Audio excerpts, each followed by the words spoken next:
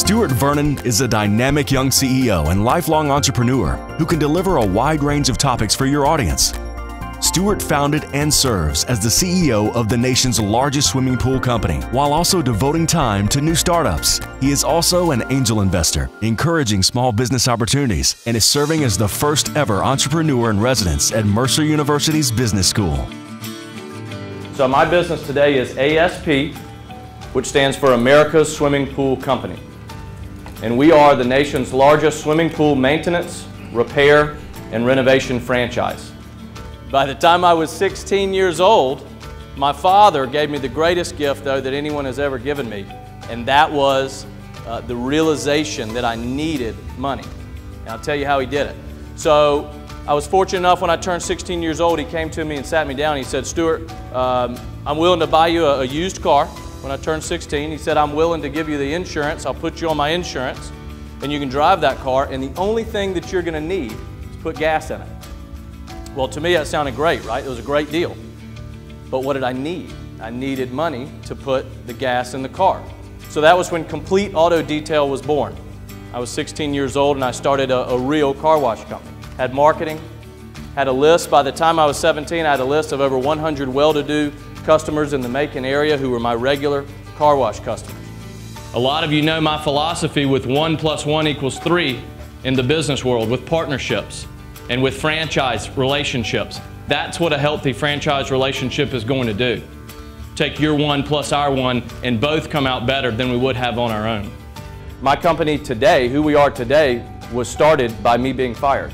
And it was started before, I was fired before we ever cleaned the first swimming pool from that company. So I'll tell you, you never know when a door slammed in your face is actually going to be the greatest thing that ever happened to you. And so I sat down on the ground and did what most 22-year-olds would do. I picked up the phone, I called home, I called Mom and Dad, and I said, "Dad, here's the deal. You know, this is what just happened. Can you believe it? You know, I'm mad as hell. I think I'm going to still do this on my own, though. I got the business knowledge, I have the contacts. I'm going to compete with these guys." And he spent the next few minutes, as any good parent would do, and tried to talk me out of it and told me all the reasons I shouldn't, and be careful competing against these guys, and you shouldn't do it, and the world could come to an end, and think about all these bad things that could happen. And I did what any 22-year-old boy would do. I said, "Will you please put Mommy on the phone?"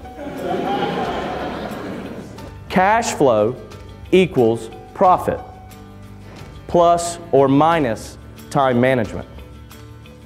Okay, if you're not putting first things first, and if you're handling time management poorly, and if you're letting the inmates run the asylum, and you're not putting first things first, your time management becomes a problem, right? It becomes a red number up there, becomes a red line up there, it becomes a decrease on your cash flow.